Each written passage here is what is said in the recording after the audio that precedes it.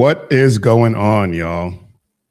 Welcome to the Mission Ready Men briefing right here on the SHR Media Network, where masculinity has not been recalled and faith has not been neutered.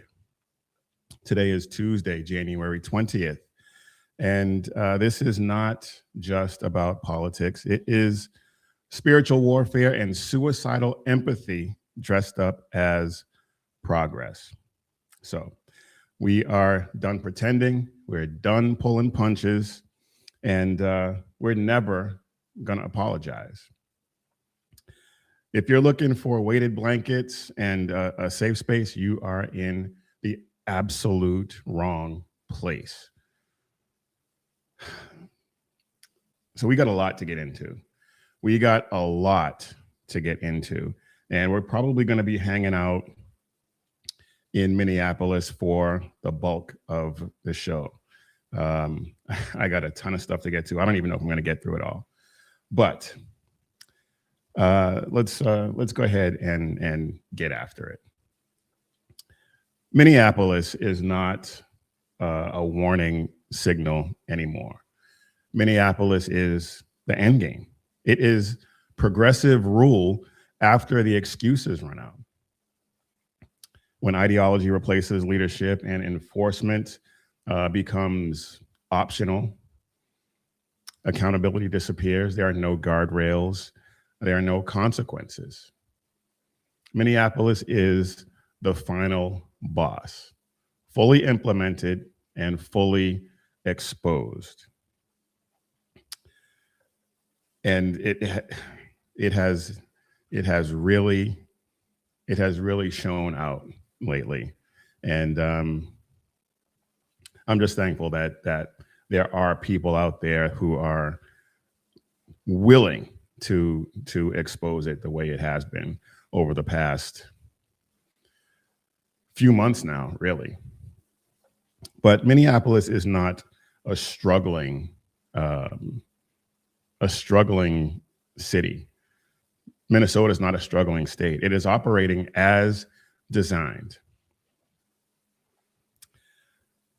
We've had years of defund the police rhetoric, moral relativism, excusing violence because reasons. I mean, this is the left's playbook. What we're seeing in Minneapolis is what the left wants. It's a wish list. It is every one of their desires come to fruition, except for obviously ICE, the ICE presence, which we'll get to. But this ideology and these circumstances have produced a city and a state, really, where mobs well, I shouldn't say state, because there are some places in Minnesota that absolutely can't stand what's happening. But it's produced a city where mobs are enforcing their ideology. Police are being told to stand down by a feckless soy boy mayor. Unless, of course, he wants them to fight ICE agents. Victims are just completely thrown by the wayside. Victims don't matter to these people. This is not happening by accident. This is chaos by design. We got some people in the chat, and this one from my friend Sackhead Sean, soy queen. Oh yes, that is absolutely hilarious. Thank you all for being in the chat. I really appreciate it. And yeah, BZ, I decided to get with the program and check it out. We'll see if it pays off. Here we go.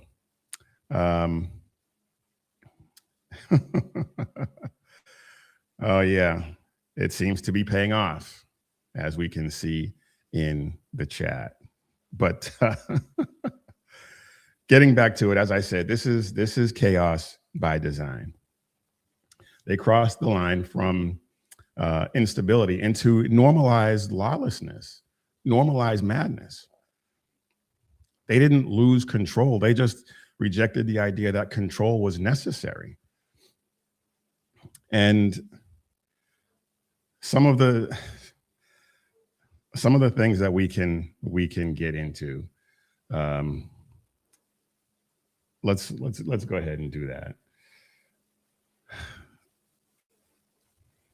There's an activist, and I believe he's running for office somewhere. I'm not exactly sure where, but a guy by the name of Jake Lang. He and say what you want about him. I know that he's a January 6er. Even people who were incarcerated with him for January 6th don't want anything to do with him.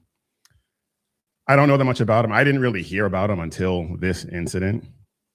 I had no idea who he was. I still really don't know much about him. But the issue is not what he stands for. The issue is not what he was saying. The issue is that he was attacked viciously, and there doesn't seem to be any outcry for it. Let's we got a couple of videos here of his attack. Let's go ahead and take a look at one of them. Yeah, here we go. He was viciously attacked, and a lot of leftists online, and even some people on the right who don't particularly like him, they have stopped short of saying he got what he deserved. The left has been saying that incessantly because they don't like what he says. And some of the things that I've heard about what he said, I don't agree with. Some things I do. And so regardless of what you feel about him, he didn't deserve this. So let's take a look at that.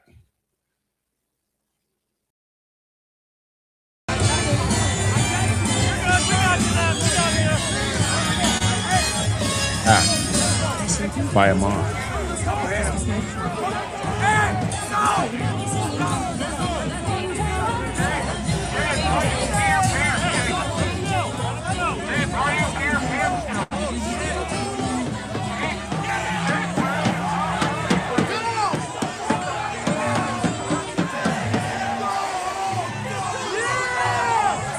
And he's dragged away.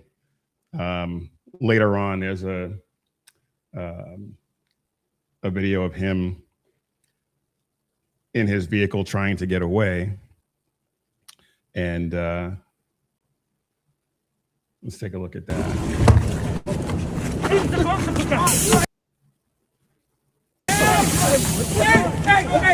Hey, stop. Let's look. No, wait, let them go. Let them go. Drive the car. Leave it up. No. Y'all just let him leave. It's not working. Hey, stop. Hey, let him out. Let him out. Now, as I said, whatever you think of Jake Long is irrelevant. It's really irrelevant because that's illegal. That was assault. And it turns out that he was, they tried to stab him at one point. He was wearing a tactical vest that he says stop the blade. But there's also reports that he suffered blunt force trauma, and there's a picture of a huge gash on the top of his head. Whatever you think of him, is irrelevant. Because just turn that around. If that had been some leftist activist who was out there,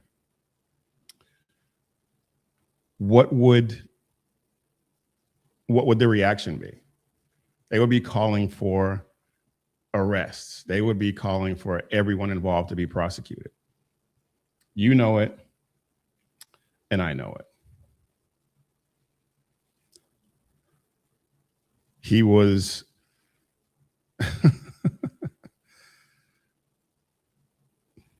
I see the chat is lively this morning. I appreciate every one of you for being here, whether you agree with what I'm saying or not. Thank you. I look forward to the opportunity to try and convince you that you're wrong. But anyway, this wasn't spontaneous outrage. This was mob enforcement. And I haven't heard anything about a police investigation. I haven't heard anything from Soy Boy Mayor Jacob Fry or Tampon Timmy about any of this. Silence, radio silence, because they approve. They approve. This is what they want.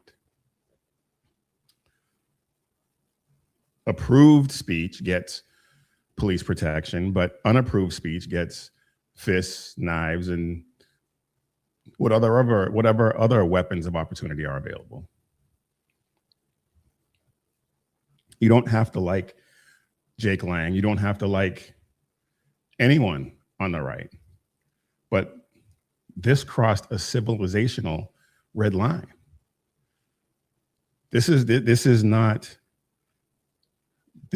how people in a civilized society handle disagreement.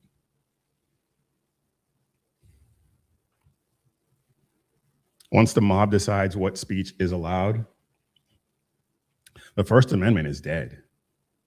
The First Amendment is dead. The paperwork just hasn't caught up yet. Speaking of the First Amendment, let's get into this, because this is the biggest story to come out of Minneapolis so far. Oh yeah, this is the gash on Jake Lang's head after that wonderful mob decided to show him such grace. But anyway, the biggest story, what everybody's talking about, obviously, is Donna Lemonade leading a group, and he says he had no knowledge of it, whatever. Nobody with half a brain buys that. Leading a group of protesters into a church, mid-worship service. And let's before we get into that, let's take a look at some of these chats.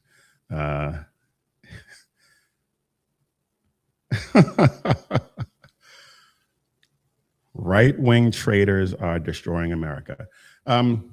Define traitor. I'm always interested in how people define these words that they sling around.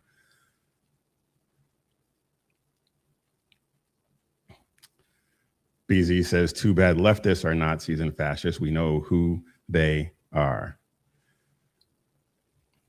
And I saw somebody mention January 6th. I had talked about January 6th earlier. They found everyone who was in the city, not even in the Capitol. They found everyone who was in the city on January 6th and paid them a visit. They can find these people if they want to. And so the question is, we know the authorities in Minneapolis don't want to. Will the feds? We'll see.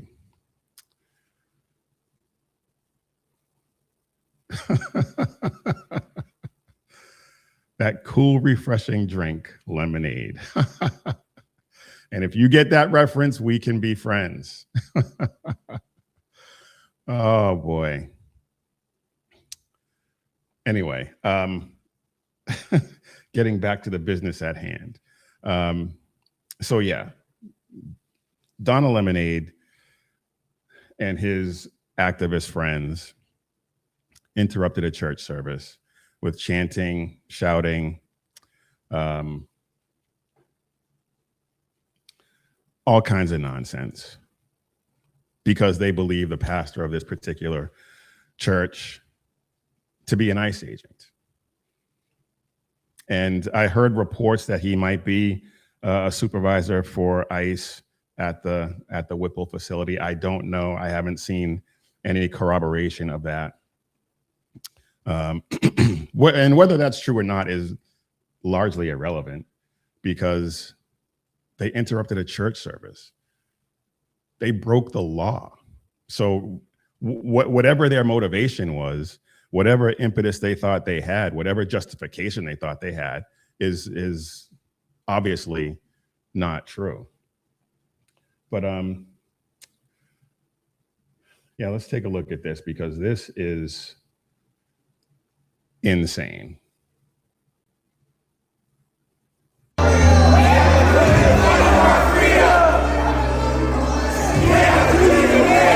Today we had the honor to protest with Nikema Armstrong and the Racial Justice Network. Just like Jesus did, we went into that church and we flipped tables peacefully.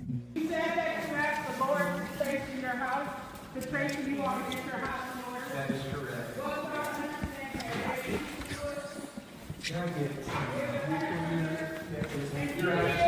The director of ICE insane law. Justice for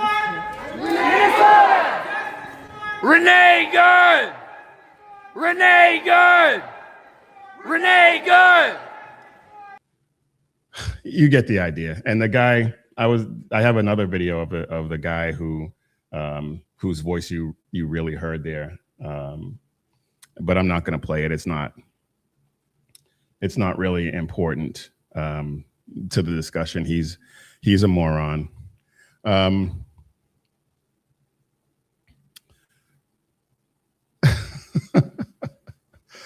Wow, the chat is jumping. I'm not. Oh boy, I'm not even going to respond to some of it, but it is, again, thank you all for being here. Thank you all for sharing your opinions. I appreciate it. But they accuse this pastor of being an ICE agent.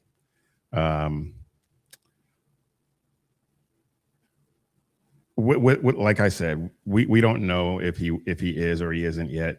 If anybody has corroboration on that, I'd be happy to hear it. But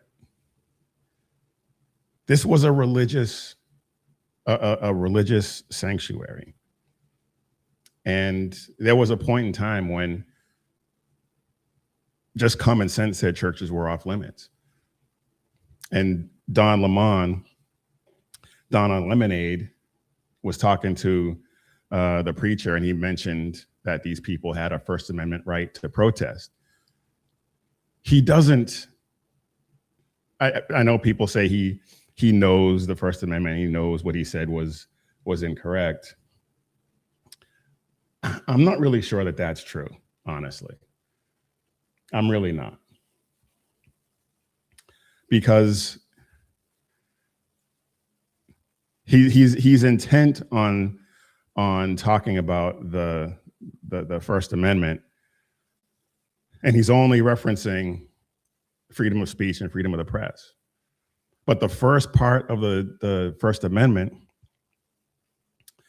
Congress shall make no law respecting an establishment of religion or the free exercise thereof.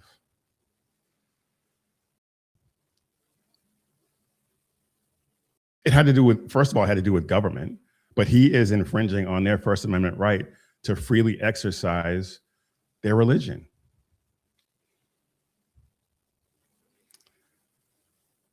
I mean, and Donald Lemonade is so stupid that I really don't think he knows that. I really don't think he knows what the First Amendment actually says. I think he, like a lot of leftists, just hear freedom of speech and off they go.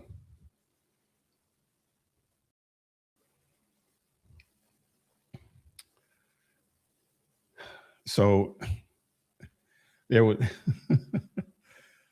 there was that. But then Donna found out after he FA'd that people took that seriously. And he tried to walk back and cover himself with a video talking about how he didn't know what was going on. He didn't know who these people were. Well, you know what? Let's just take a look. Because he's obviously lying, which we will prove right here in a second. MAGA administration and the fake news MAGAs are losing their mind over something that's not even true. I had no affiliation to that organization. I didn't even know they were going to this church until we followed them there. We were there chronicling protests. Once the protest started in the church, we did an act of journalism. They're getting the operation together. Again, this is an operation that is secret, that they invited folks out. Can't tell you what is going to happen, but you're going to watch it live unfold here on the Don Lemon Show. There are for this reason,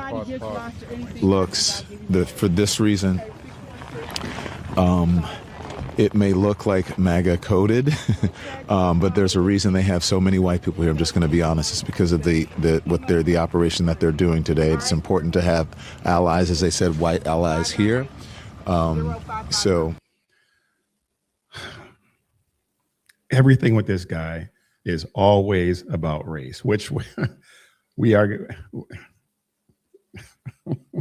We're gonna talk about that too in a second, but let's continue. That is what I could say. I turned our camera off of them because they're giving some critical information here. But there we go. Everybody's ready to go. Let's go. Okay. Thank you guys for allowing me to be here. Okay, Thank you guys. Okay. All right. How are you? Good to see you. We're on. We're not saying what. Okay. He doesn't know who these people are. He doesn't know who this organization is. And he just came up to the organizer and gave her a hug and a kiss. But he doesn't know who they are. He had no idea. Come on. It is what's going on, but thank you. Tell us why you're doing this. So this is Nakima Levy Armstrong. She's on the show Nakima on Friday. Levy Armstrong, civil rights attorney, longtime activist here in the community. And, we protest and do activism in all kinds of ways. This is Operation Pull Up, more of a clandestine operation. We show up somewhere that is a key location. They don't expect us to come there. And then we disrupt business as usual. So that's what we're about to go do right now. Disrupt business as usual. Of course. Of course.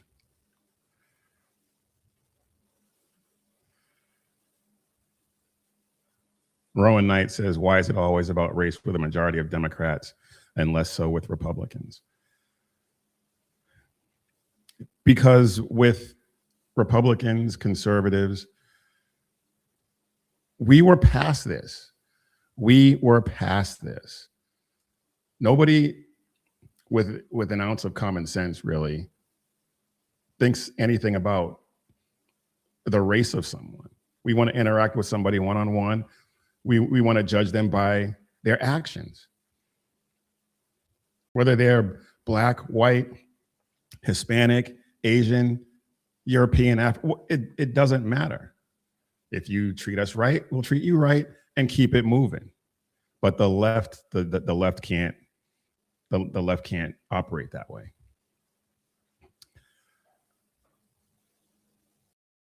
So he's mad because Harmeet Dillon came out and said that they were going to charge him and everyone they could with violations of the FACE Act, with a Klan Act enhancement. And the irony, I posted this yesterday, the irony of charging a gay Black man who never misses an opportunity to talk about his Blackness, charging him with a violation of the Klan Act on MLK Day. The irony of that was delicious. Chef's kiss delicious. I absolutely loved it. I thought it was the most hilarious thing in a long time. And so Harmeet Dillon, she came out and she said that they were gonna charge her.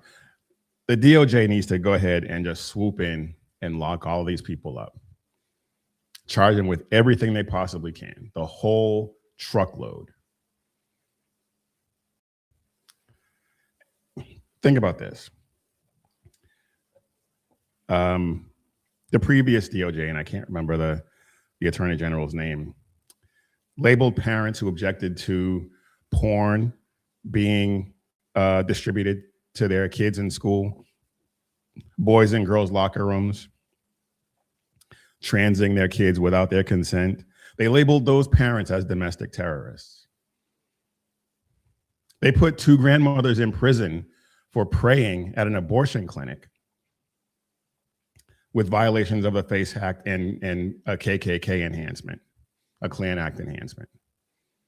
Put them in jail for, which would have been the rest of their lives had Trump not gotten reelected and pardoned them. And so Harmeet Dillon, she's announcing that she's gonna charge him with these enhancements. And I could not be happier about that.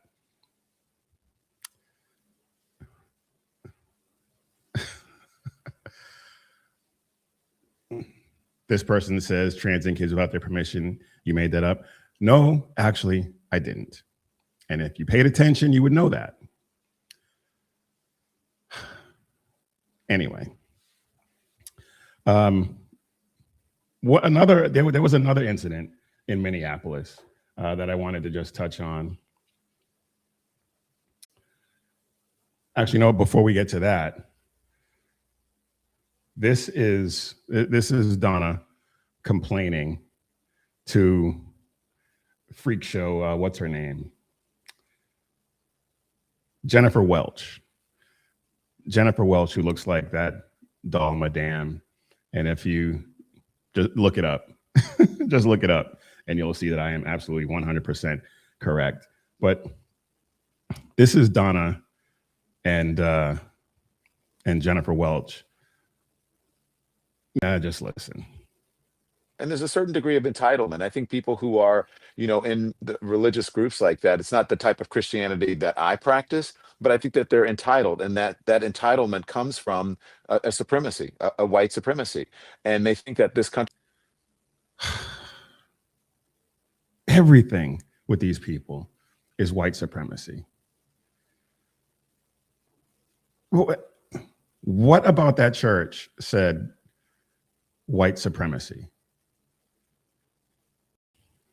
Was built for them, that it is a Christian country, when actually we left England because we wanted religious freedom. It's religious freedom, but only if you're a Christian and only if you're a white male, pretty much. And so, yeah, I absolutely 100%, but it's an intimidation tactic.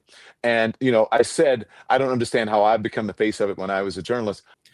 You put yourself as the face of it. You absolute moron. I do understand that. I'm the biggest name there. The biggest name. Oh my God. And I'm also, as I was on with my producers this morning, you and Kylie talk all the time. My producers were saying, I said, how did I become the face of this? And my producer said, Don, you're a gay Black man in America. And there's a certain degree of entitlement. I think people. This guy. Just. Oh, he can't help himself. He is leveraging every possible woke, intersectional piece of garbage that he possibly can to try and weasel out of this, but it's not going to work. But like I said, something else happened. And I thought I had it lined up. Yeah, here we go. Nick Sorter, who is an independent journalist, who's been on the ground in Minneapolis chronicling a lot of this nonsense.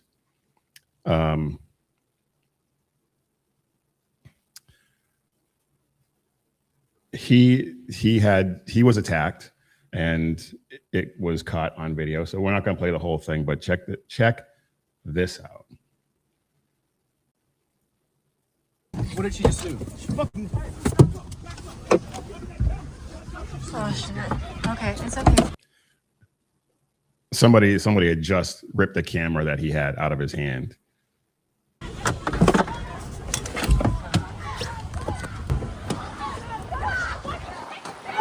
She took Nick's camera.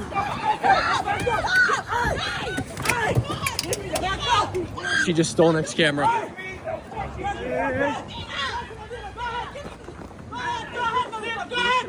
Now, he could have been seriously hurt right here. It was $1,000 camera. I almost don't blame him, but. No, give him the camera! Give him the camera! Just tell her to give him the camera back. Give him the camera! What happened, Nick? They just stole my camera. Right out of your hand while you were in the car? That's what the fuck you wanted, right? That's what the fuck you wanted, right? That's what you did. Man, listen, motherfucker, you better get the fuck up out of here. My daughter. You fucking coward. Motherfucker, you a coward, bitch. You have to leave. You a fucking coward. Get robbed, you motherfucker. Get the fuck up out of here. Bitch. You fucking coward. You a fucking coward, motherfucker. Nobody motherfucker, you trying to incite that shit. Nobody stepped in. Get the fuck up out of here, bro. $1,000 worth of equipment. Fuck you, you bitch. Did you call that? Did anybody call 911? Now, he posted later that they called 911 and they asked him. I haven't called 911. I don't know anybody who has called 911 over there, but he said that they called 911 and they asked him if he was black, white, Hispanic, or Somali. What?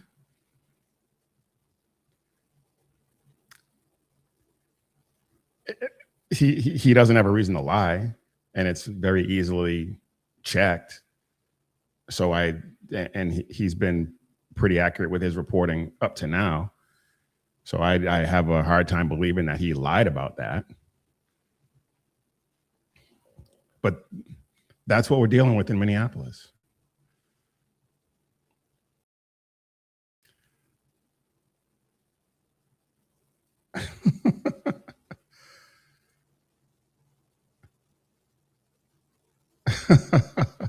Wow, the chat is jumping. All I ask with the chat is that you be polite and respectful. If you can't do that, we will bounce you. But other than that, we welcome all your opinions. And we appreciate you being here. Yeah, the driver was identified, but she hasn't been arrested, and I honestly don't expect an arrest.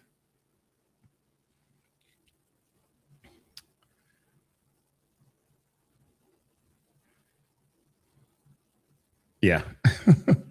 I mean, it's just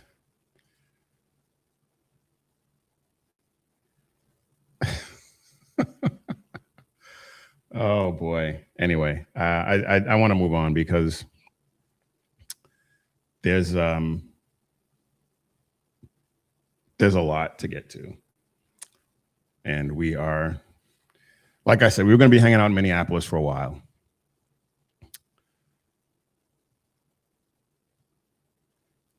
Minneapolis, as I said, is now, this is the final boss of progressive rule. Violence is now acceptable if it's against the right people. Targets for the violence are chosen based on their ideology.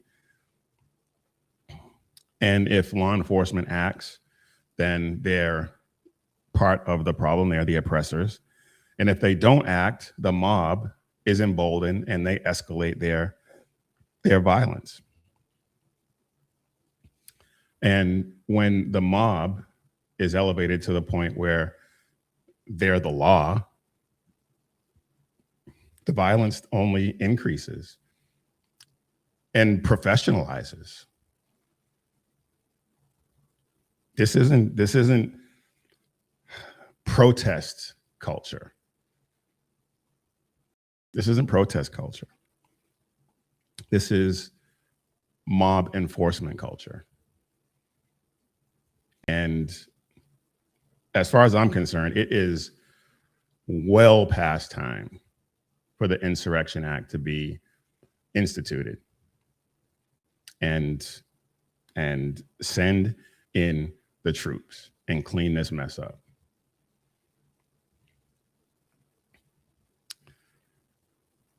Because other leftist cities are watching this, and they're seeing people get away with all kinds of violent behavior. They're learning what they can get away with, and they're getting away with a lot. They're getting away with a lot. This is no longer left versus right. This is order versus entropy, and this is good versus evil. Period. End of story.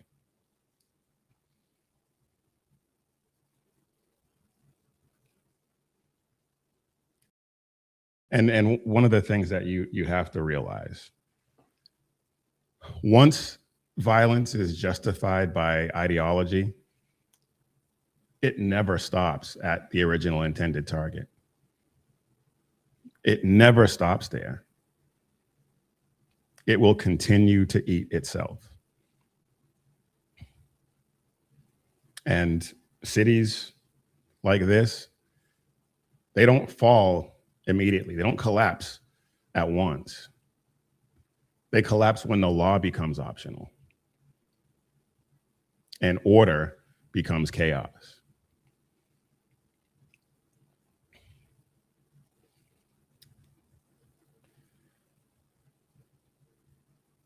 All right.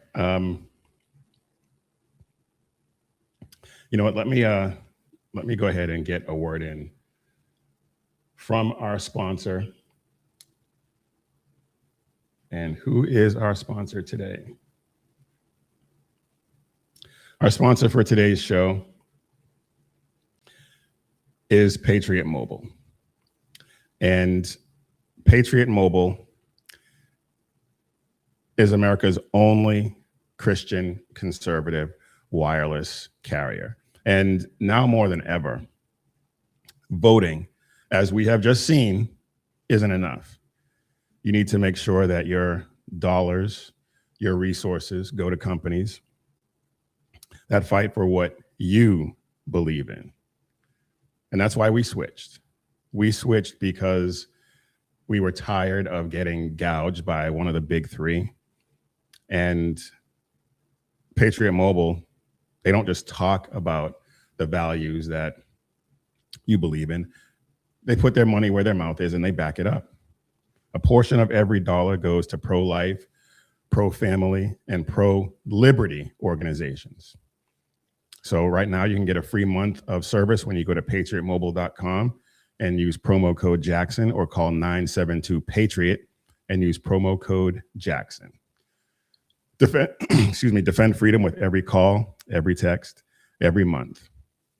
Switch to Patriot Mobile today. patriotmobile.com/Jackson.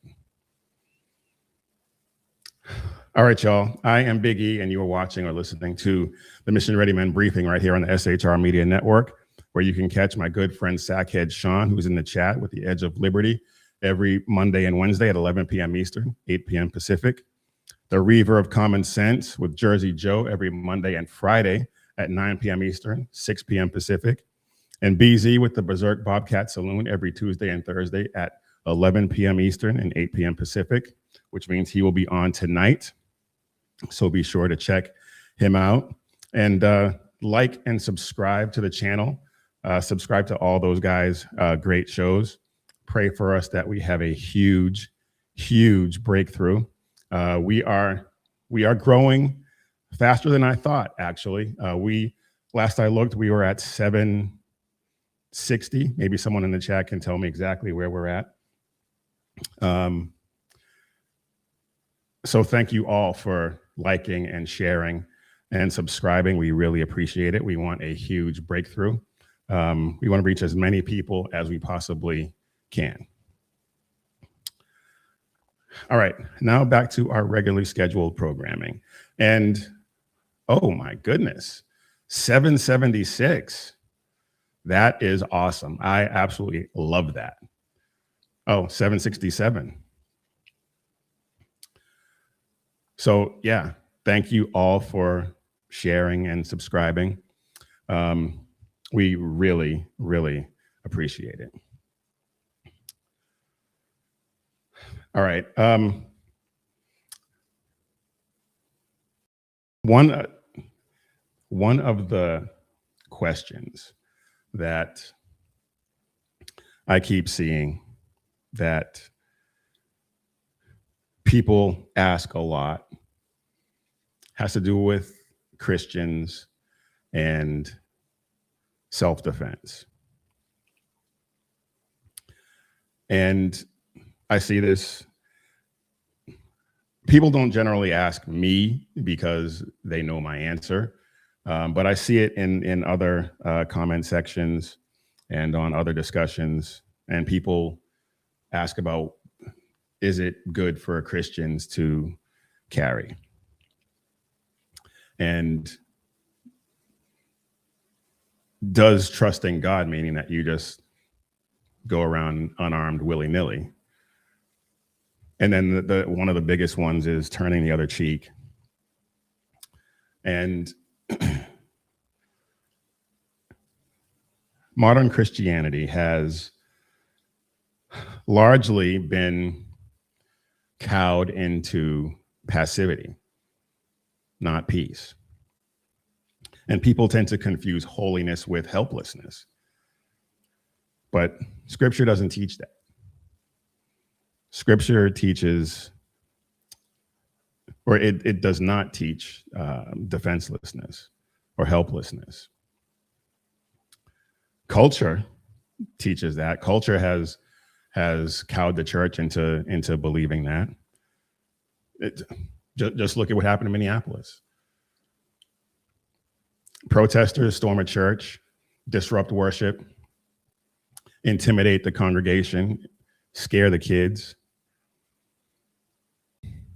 Where was security? Somewhere along the way, Christians were told and began believing that trusting God means outsourcing common sense. Nothing could be further from the truth. God explicitly defines himself as a warrior. Exodus 15:13, the Lord is a man of war. This is not flowery, metaphorical poetry in the Bible. This is a concrete description of God. And the Bible shows us many times where people take up arms for God's purposes. And he commands preparation and expects vigilance. 1 Peter 5:8 says, be sober, be vigilant, because your adversary, the devil, walks about like a roaring lion, seeking whom he may devour. 1 Corinthians 16:13, which was one of the biblical inspirations for Mission Ready Men. Watch, stand fast in the faith, be strong, be brave. John 10:10, the thief does not come except to kill, steal, and destroy.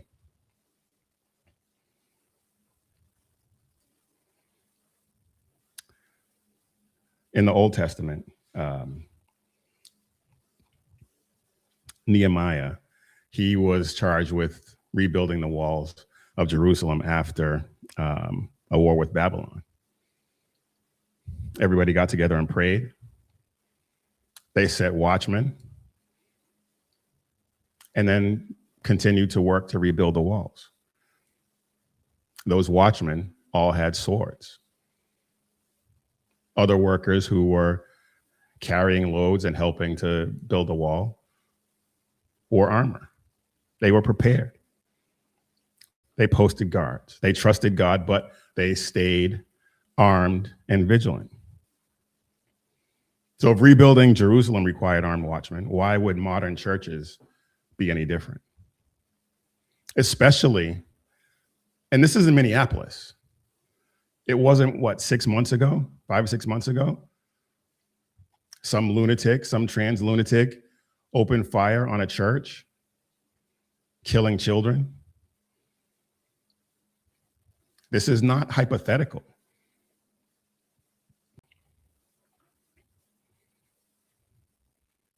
If prayer alone was enough, Nehemiah wouldn't have told all the workers to grab swords and spears.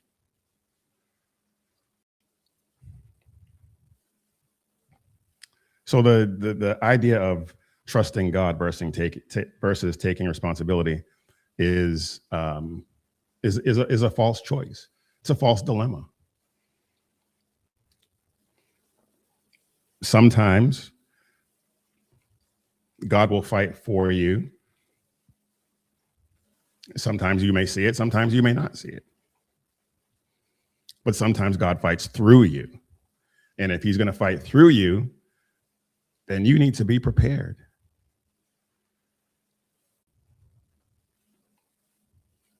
When he was fighting for the Israelites, they crossed the Red Sea and he drowned the Egyptians that were after him. Nehemiah rebuilding, he fought through those armed men. David fighting Goliath, he fought through the unlikeliest of boys.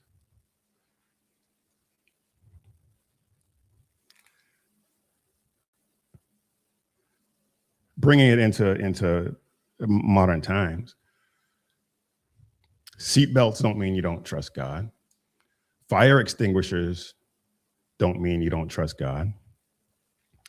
And security teams don't mean you don't trust God.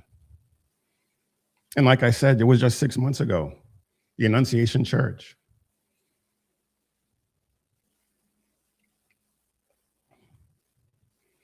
Protesters didn't just accidentally storm this church. Evil didn't RSVP. It showed up uninvited and gained access largely unopposed.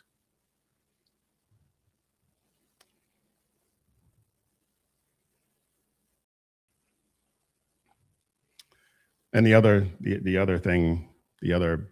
passive thing that a lot of Christians have been led to believe is that Jesus did tell people to turn the other cheek, but he was not talking about he was not talking about being passive in the face of evil. In that context, he was talking about personal insults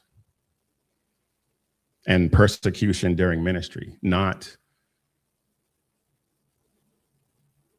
leaving your home defenseless, not violent intrusion. Exodus 22:2, if the thief is found breaking in and he is struck so that he dies, there shall be no guilt for his bloodshed. So if somebody breaks into your home and you shoot them and they die,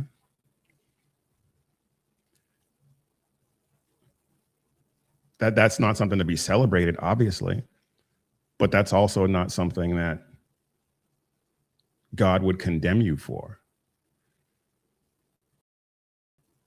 If you just got on your knees and prayed while the intruder raped and killed your wife and daughter, he would condemn that because you abdicated your role as a man.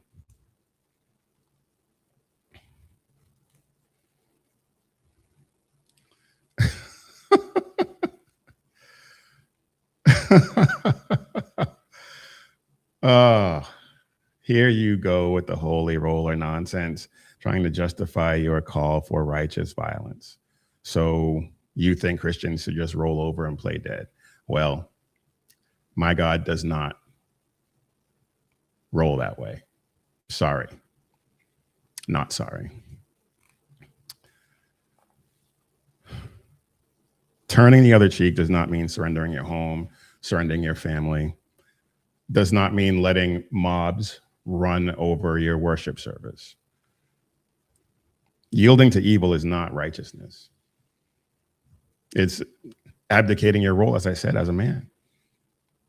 Passivity in the face of violence and evil is a moral failure that you will have to answer for. And what was going on in that church wasn't persecution for preaching the gospel. That was intimidation. That was an intimidation tactic. And unchecked intimidation will turn violent. And then what?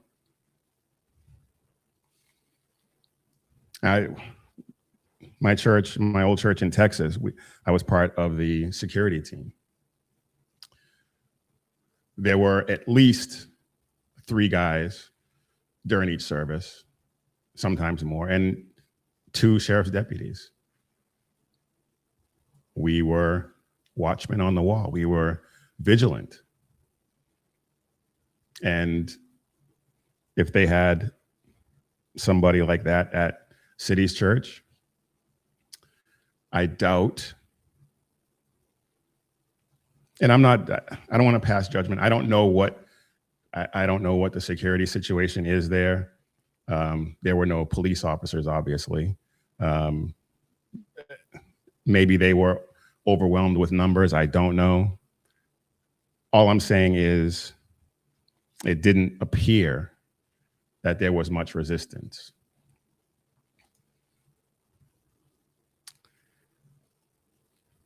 And that to me is a question that needs answering.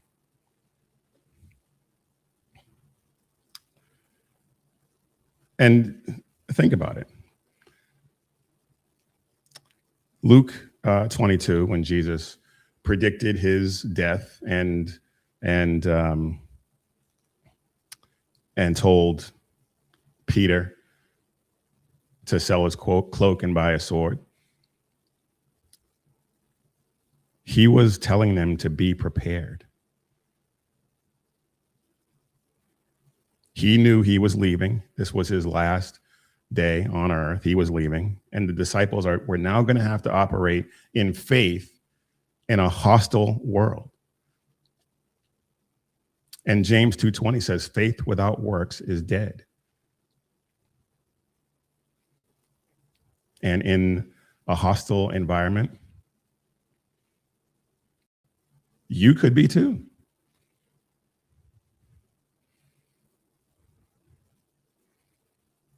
And so he told them to sell their cloak and buy a sword. Peter showed them a couple of swords, and he said, it is enough.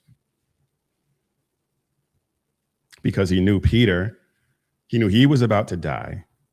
Peter and the disciples had a mission that they needed to live to carry out. And they were going to be persecuted, and they needed to be able to defend themselves and defend the faith. Churches, Christians are not called to martyr themselves for optics. And shepherds, men, are supposed to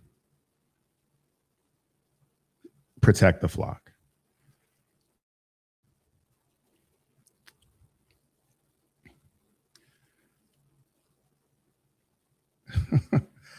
Wow. Like I said, the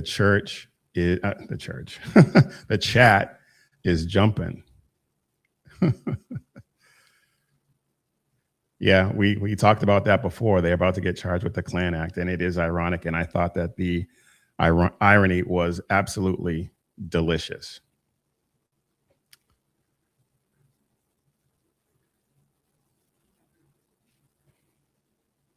Yes, correct. Absolutely correct. All right.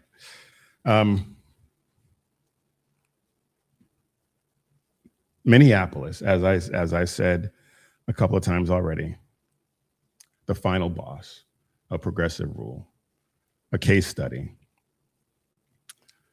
We had people attacked, a church invaded, worship disrupted, believers intimidated, children terrorized.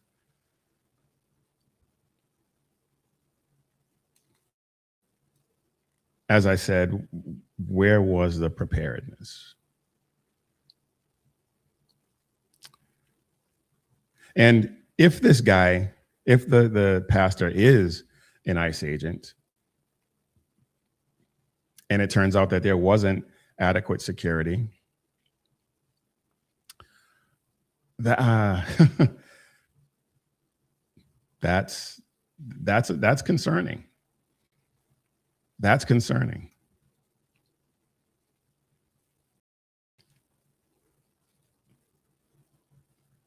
Watchmen were set on walls to stand watch, keep watch over the people. And now churches, maybe this one, but definitely others, outsource their safety to Hope and Vibes or something. But here's the truth. Here's a hard truth that people need to wrap their minds around. Evil doesn't respect sanctuaries. Evil doesn't respect Christians. Mobs don't honor worship, as we just saw.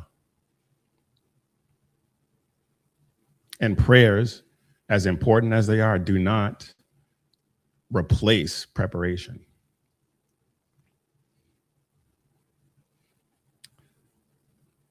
Christians are supposed to protect the innocent, defend the vulnerable, and keep the peace. But you can't keep the peace if you're not capable of stopping the chaos.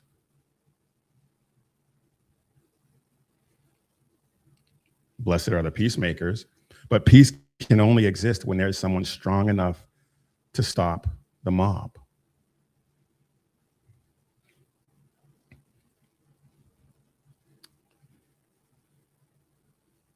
All right, we got a half an hour left, and there's a couple of things I want to get to. And which one do I want to go first? All right, let's do this. Since I saw a reference to it in the chat, I can't scroll up now and see it. One of the many things, one of the biggest things that we talk about here is the attempt by Islam to take over this country. And we're seeing it all over the country. I'm not sure how many, I don't remember how many elected officials, Islamic elected officials there are now. I know that, I think in this last cycle, something like 43 or something like that. But in Texas is really seeing the brunt of this. Texas and Florida. And Texas isn't ground zero by accident. Texas is, at least it was, I think it's been softened up a little bit, but Texas at one point was a very hard target, perhaps the hardest target. And if Texas bends and falls, then the rest of the country is really only a matter of time. And two case studies in this are a couple of Islamic lawmakers that have been elected, Salman Bahani and Suleiman Lalani in Texas. These are strategically placed lawmakers who have put forth legislation already pushing cultural normalization. They're not trying to outright pass Sharia law, although if they're successful in what's going on, the effect will be the same. They're seeking, they're framing some religious accommodations as equity and cultural observances, Islamic holidays and the like. They're trying to make those state recognized norms. And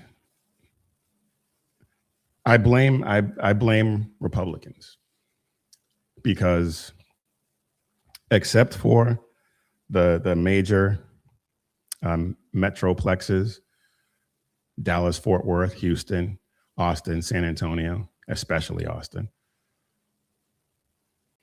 those places are deep blue, but every place else is red. And the problem is, for whatever reason, Republicans just refuse to vote. They voted for Trump, but when it comes to these other elections, state and local elections, they just shrug. And I don't get it, because we can see the effects of that. Now, maybe these cultural things that they're pushing now, maybe that will spur people to get off their butts and actually go vote. But they're pushing this incremental legal recognition under the banner of inclusion.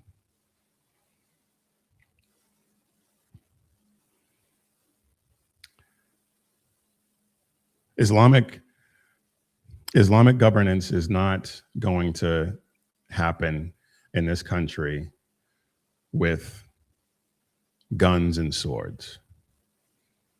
It's going to happen with paperwork, with laws. And by the time that happens, it'll be too late.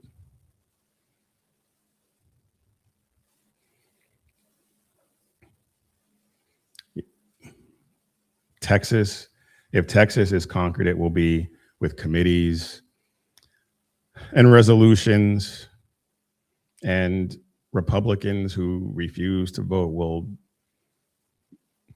say it's no big deal.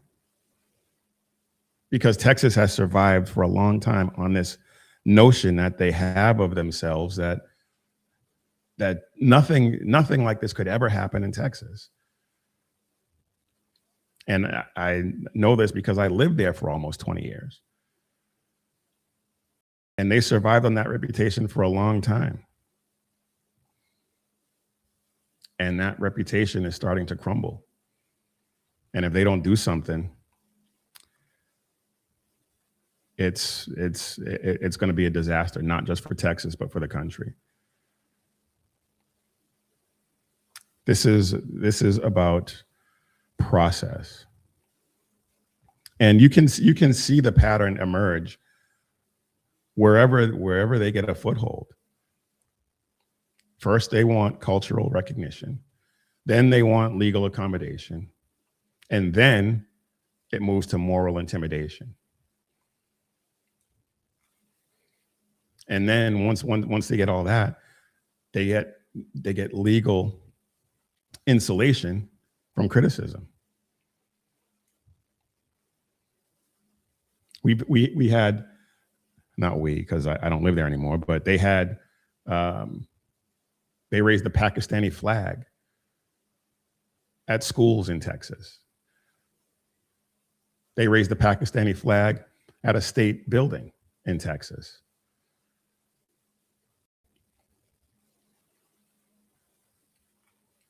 They want halal mandates framed as access. And there are already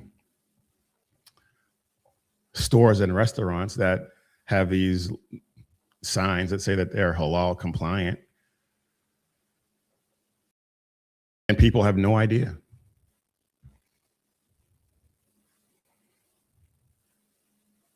And individually, when you look at these things in isolation, it doesn't really trigger any alarms for people who aren't paying attention.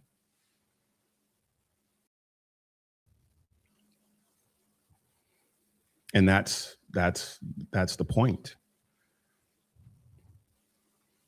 And Western governments fall because they confuse tolerance with surrender.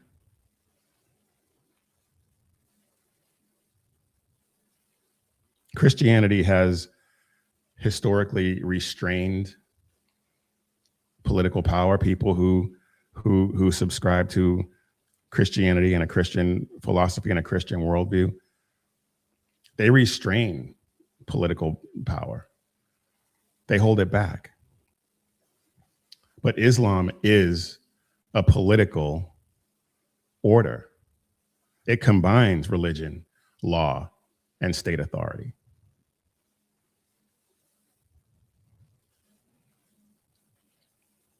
They don't need Sharia law now.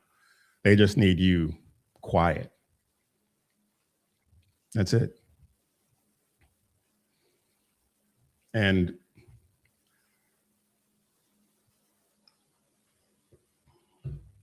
excuse me, we can see it happen. We're seeing it happen in New York with Mayor Mamdani taking his oath of office on the Quran, which anyone who has any familiarity with Islam knows that oath means nothing. That oath means absolutely nothing. And we saw the lieutenant governor in Virginia, and Virginia is on the verge of total meltdown. But the lieutenant governor in Virginia is a Muslim, took her oath of office on the Quran. North Carolina, Nita Alam. She's not an elected official yet. She's running, and she's dismissing people's concerns as bigotry and Islamophobia. It's not really a phobia. Phobia is an irrational fear. And we know what Islam has done. We know what they're capable of. But this isn't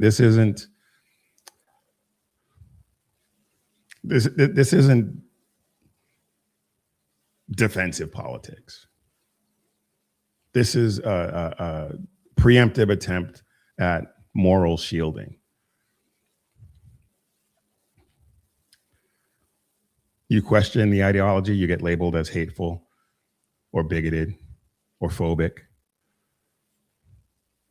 You investigate the motives behind things and you get accused of racism. You demand transparency and you're silenced, ostracized, or worse.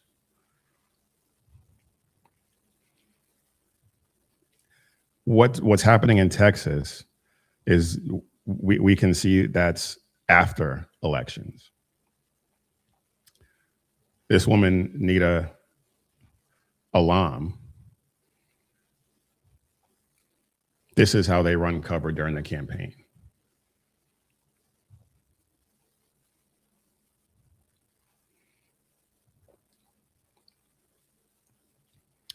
But this goes beyond Texas and North Carolina. Florida, New York. I mean, state legislators, city councils, school boards, congressional seats. I mean, a lot of these politicians get their start on school boards and city councils.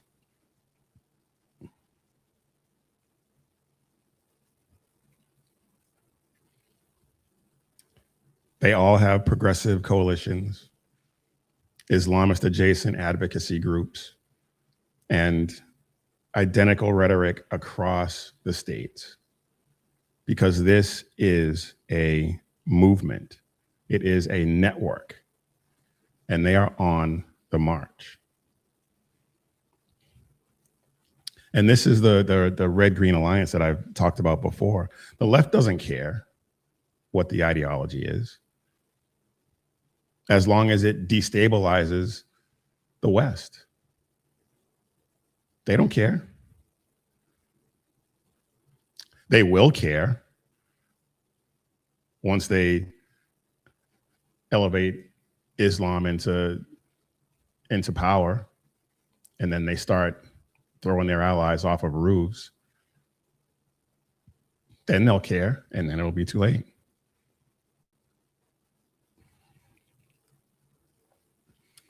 They call it diversity, representation. But Islam always demands submission. And I don't know if they think that because they're allies, that's not going to happen to them. Or they're just that stupid that they don't see it.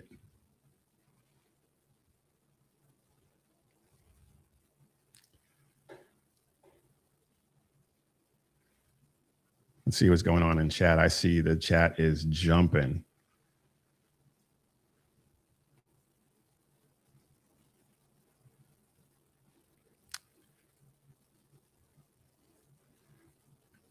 And I see some nice conversations going on. I'd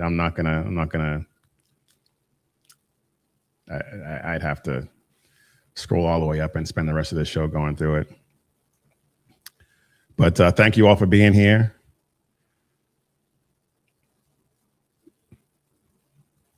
Dark Omega, thank you. I appreciate that. Dark Omega says, subscribe because you're speaking facts, removing feelings from the equation, as they don't change the equation. Well, thank you. I appreciate that.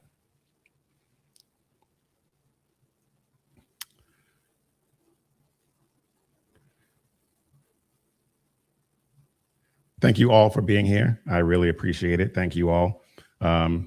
Be sure to hit the like button and subscribe so you never miss an episode. And we will be sure to get you the best content we possibly can. All right, getting back to this, because we got about 15 minutes left.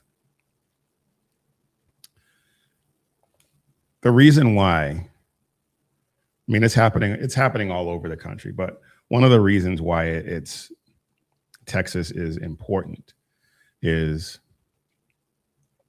Texas is the cultural counterbalance.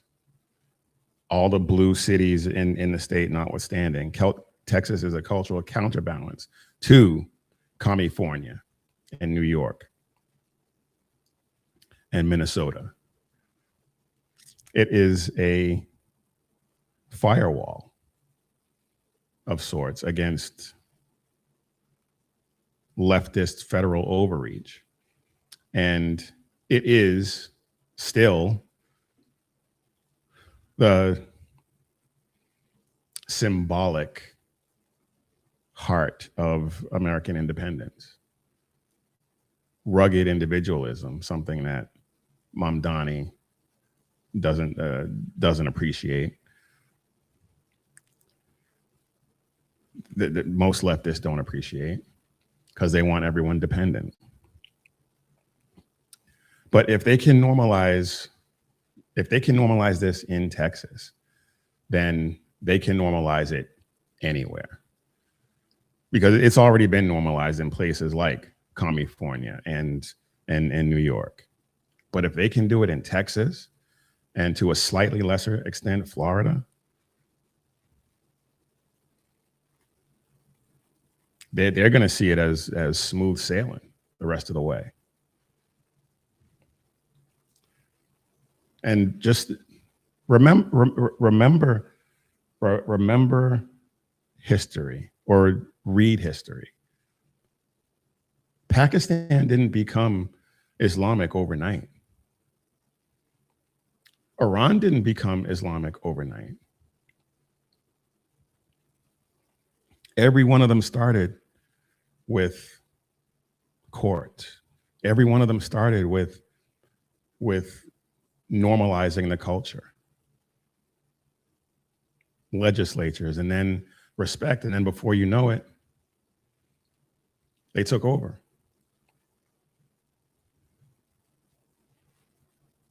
Every failed state thought it was too strong to fail right up until it did.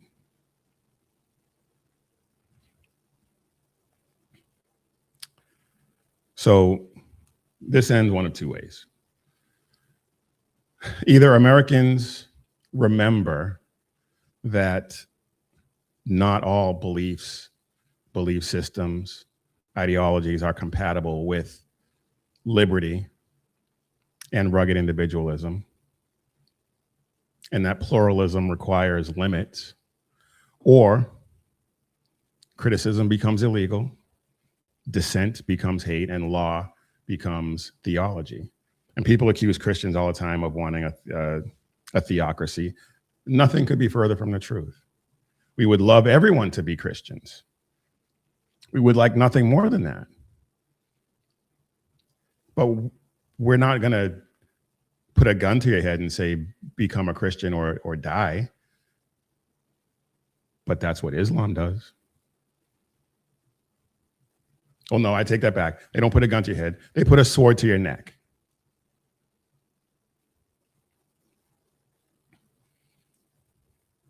And you don't have to hate Muslims to be against Islam. I don't hate Muslims.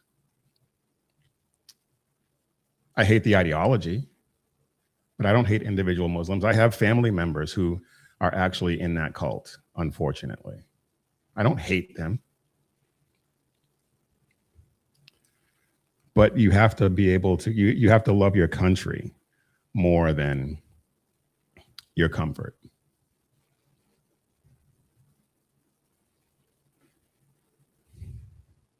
And the time is now to push back, because if these laws pass and become,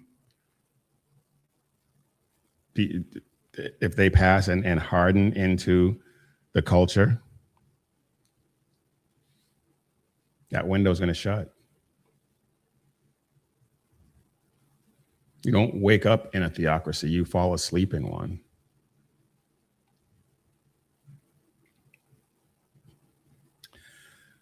All right, we got 10 minutes left. I'll get to this one. I'll get to this one next time. We talked about one enemy in Islam. As BZ is fond of saying, China is our enemy, and there's some bombshells. He might even talk about this tonight, I'm not sure. But I will get to it next time we're together. There are reports that over 1 million Chinese nationals could be eligible to vote by 2030. So we will get into that next time. What I'm going to do now, since I don't have time to get into that, because I could go a long time on that one. Let's see what we can do and get you out of here on a slightly lighter note, and see what Twitchy has to say. Twitchy's always good for some humor. I saw something about Scott Jennings. Yeah. Let's take a look at Scott Jennings, because he was They are trying desperately to get Scott Jennings off of CNN. Julie Roginski posted some ridiculous screed about how he how he lies and this, that, and the other thing.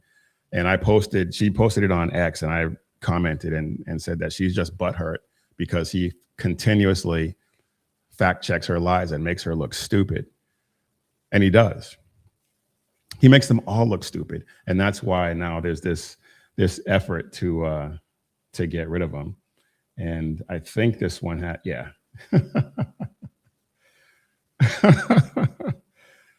Oh boy. Yeah, let's check this out.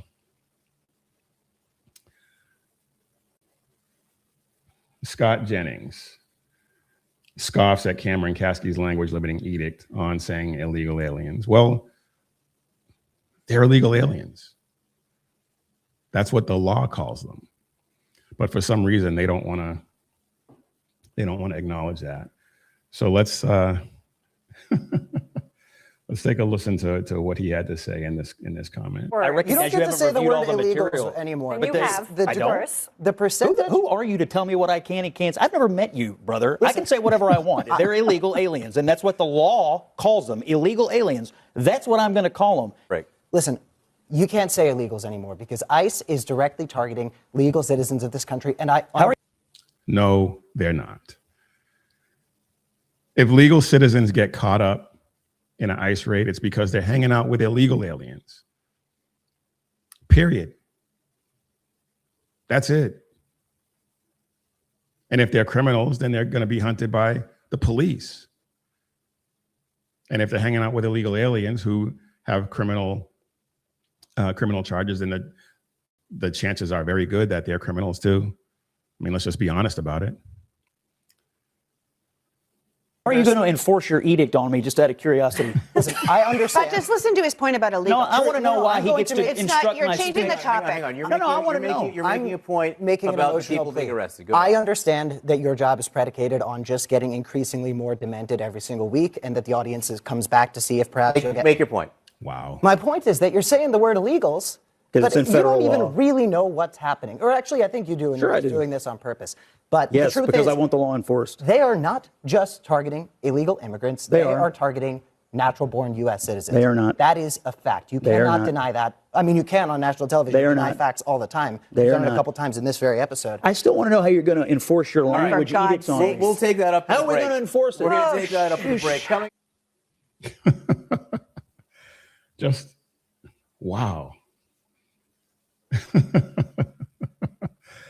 Oh, these people are insufferable. Absolutely insufferable.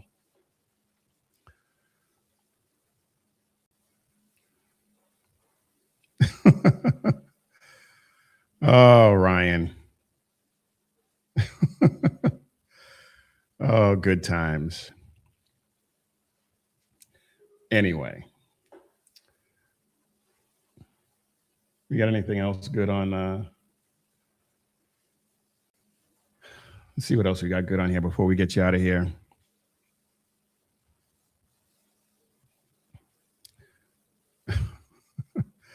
I'm just laughing at the chat.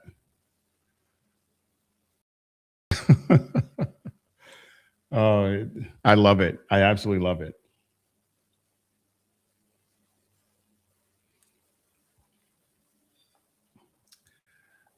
Oh, yes. Yes. No, I actually did talk about that already. Never mind.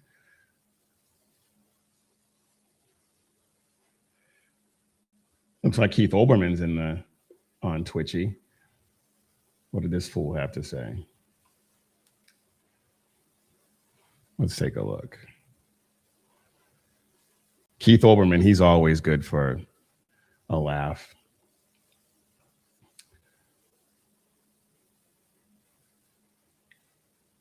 Oh, this is about Greenland. Trump has offered to protect Canada and Europe from Chinese-Russia nuclear attack over Arctic with new Golden Dome based partially in Greenland. They get missile defense for free.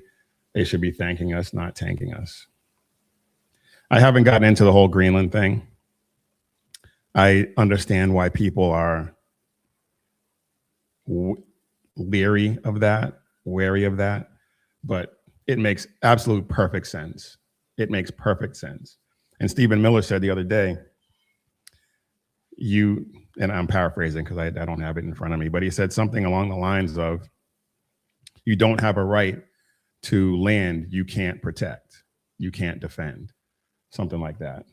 So Denmark can't defend Greenland.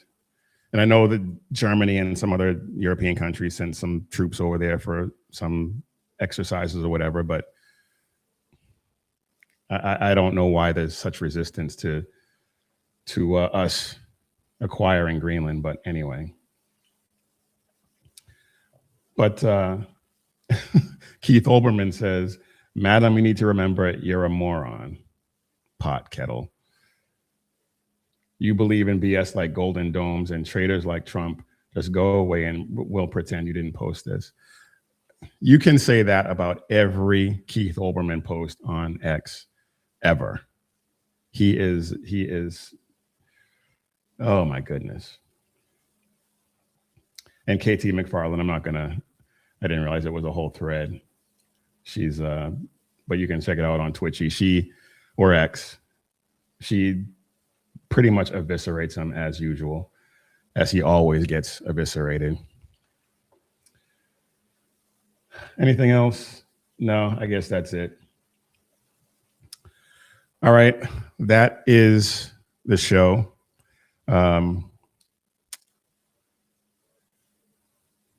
We're not here to just bloviate. I am here to equip Christian men and spread the gospel of Jesus Christ and carry the banner of faith, freedom, and hope into the next generation. And if anything that I said matters to you, resonates with you, don't just watch, share it, share this episode, share the channel, bring other men into this fight.